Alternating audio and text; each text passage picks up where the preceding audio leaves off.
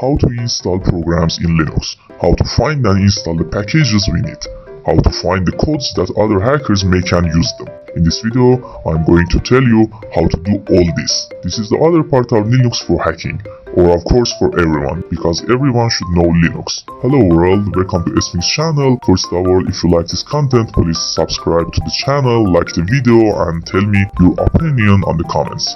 Well, in order to have a complete, cool, and of course free Linux lab, we use this site as always. Well, from this page, choose this option that we are going to talk about, go down, click on start, then click on interact. If you don't know what I'm doing, watch the previous episodes to learn everything. Inside Linux, every program you see such as Firefox, Minecraft or Discord has its own package, and we install those packages so that we can use these programs. To install and manage these packages, there is a package manager, which is not only one, but I will teach you the most efficient ones in this section. First, I will tell you two of the package managers that you have probably seen, EP5 and APT. The first one is very weak and rarely used, but the second one is very widely used and you can use it to install any package you want on Linux. I'm telling you the first one just so that you can get more familiar with the concept of package and its format. EP5 is low-level package manager. It's true that this package manager installs or deletes everything, but there are some things in it that are very annoying. Now let's install Discord using that. Go to the Discord site, click on download for Linux from the download section and download it. Now in the home directory, if you click ls, you will see the download section. Type cd downloads and then click ls. Here you can see the Discord file. This deb that you see is also taken from Debian, and it shows that this package is for Linux, that this format is exe in Windows or dmg in Mac. Well, the first new code. Type dpkg-i and the Discord file. -i means install and enter. Oh, we forgot to use sudo. If you don't know what sudo is, go to the previous episode and learn it. Put sudo at the beginning of your code and enter. Oh my god, I hate error. Well, dpkg tell us that since you are using through me, you must do whatever I say. And to install Discord, you must install those two packages yourself. But this is very stupid. And this is where ATP shines and shows itself for ahead of dpkg. APT stands for Advanced Package Tool, which works much smarter than dpkg. Now a new code. Type sudo apt update to make everything okay. And now let's install something new. New code. Type sudo apt install pgin. When we want to install something with apt, instead of downloading the package itself and messing with deb, we refer the name of the package to apt and apt will easily find and install it for us. Well, press enter. As you can see, it gives the same error again, with the difference that it also tells us the solution. Copy and paste this solution here. You can see that it installs all of them automatically and we don't need to go and install them one by one. The name of the Discord package is pgin. After installation, you can use it with a simple add, but I don't want it now, so I reject it. So you realize that apt is a high-level package manager and you learn how to use it for installation. Now how to delete a program or package from the system with it. There are two ways. New code. Type sudo apt remove pgin.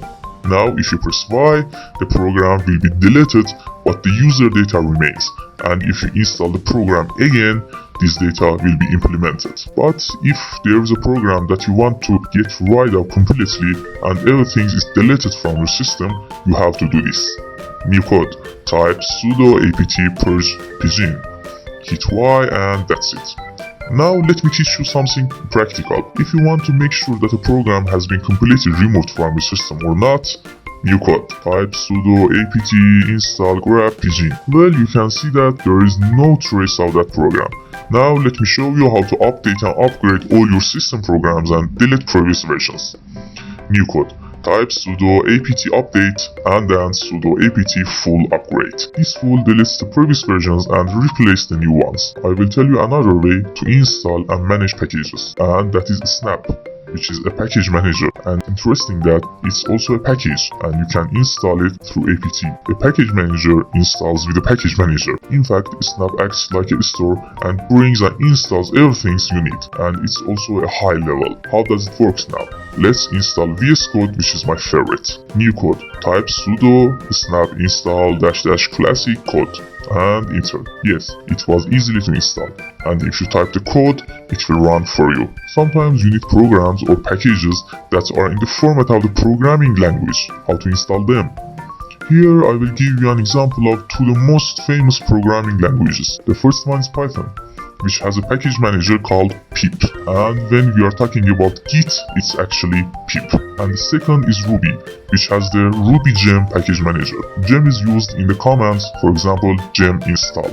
So how can we use them in the system? You saw that before, people downloading different things from GitHub that hackers have made before and put there. How to directly use their code? Go to the GitHub site and get a cool hacking tool called TurboLister, and it's a very good tool to check websites and find subdomains of that site. Copy the site address, new code. Type git colon and website address. Hit enter. This command clones all the code of this program in your system. Isn't it cool? And now if you hit ls, you can find it here. Now type cd TurboLister, then hit ls. As you can see, there is a .py at the end, which shows that's related to Python. This also shows the things required for complete installation of the system. What are you waiting? Let's install it. New code. Type pip3 install -r requirements.txt. pip3 refers to Python 3.